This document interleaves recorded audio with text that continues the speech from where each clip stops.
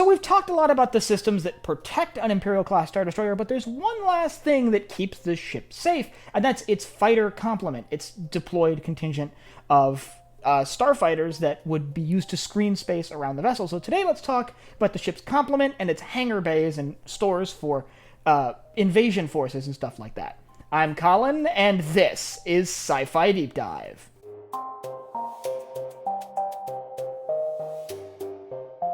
Remember, if you enjoyed this video, to head down below and hit that subscribe button. So the Imperial-Class Star Destroyer is famous as a power projection tool used by the Empire to sort of terrify systems into submission, and part of that threat was the ever-present threat of invasion. A single Imperial-Class Star Destroyer could overwhelm a planetary defense force with just its onboard complement of troops and equipment, and as such, as a transport, it is a very viable and valuable asset. So today I want to talk a little bit about what would be on board for a planetary invasion, and how that force would be stored on board and then deployed.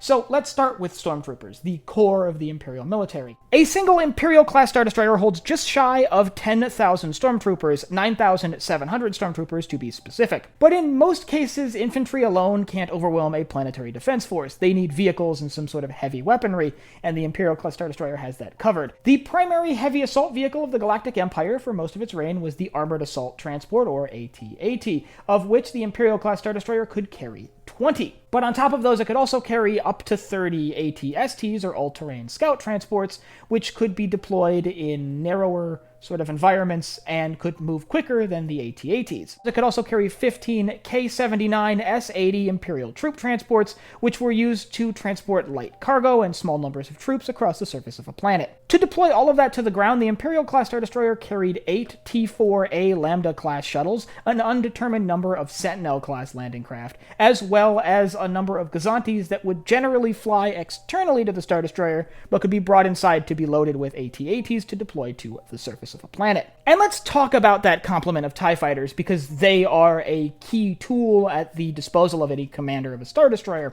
The Imperial-Class Star Destroyer, both the ISD-1s and the ISD-2s, carried a flight of 72 TIE starfighters.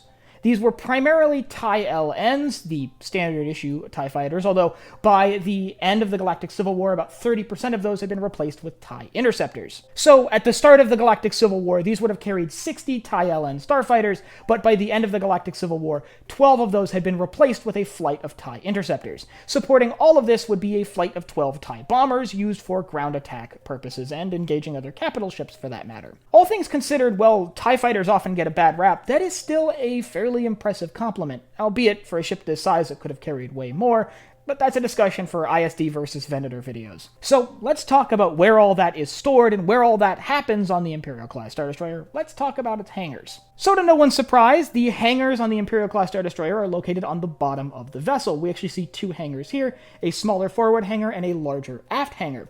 These two hangars actually serve very distinct purposes. This smaller forward hangar is primarily used for shuttlecraft and landing craft. It serves as the VIP hangar, so actually when you see someone like Darth Vader, for example, going to his personal Star Destroyer, he's likely landing in the forward hangar, not the bigger one in the back. The larger hangar in the back here is actually used for launching and recovering starfighters.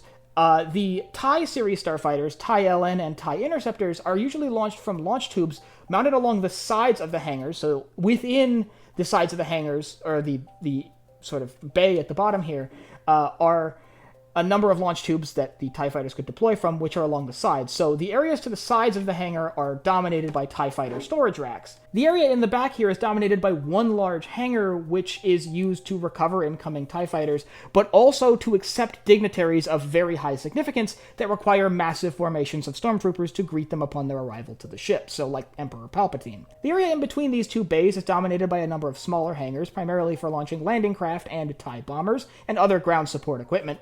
And this front hangar, like I said, is primarily used for deploying shuttlecraft and landing vehicles down to the surface of a planet. Now, it's worth mentioning that if the Gazantes had to go in to load AT-ATs, or AT-STs for that matter, they likely couldn't fit into this forward hangar and would have to use the larger hangar at the back, which they would easily fit into. In fact, they could likely fit inside of the main hangar bay at the back of this sort of aft bay. Forward of the forwardmost hangar is a large storage and mechanics area for working on and maintaining the ground vehicles necessary to carry out planetary invasions. So that's where the, mechanics workshop for working on the AT-ATs would be, for example, and that's where they would be stored when they're not deployed. At the end of the day, the Star Destroyer's complement and the way it deploys that complement is one of the reasons why the ship was so historically impactful within the Galactic Civil War, and one of the reasons why we're talking about the ship today is the impact that its complement could make on any diplomatic situation. But that onboard complement is just one way that the Star Destroyer can project its power to the surface of a planet. There are many other elements, including orbital bombardment, using its wide array of turbo lasers,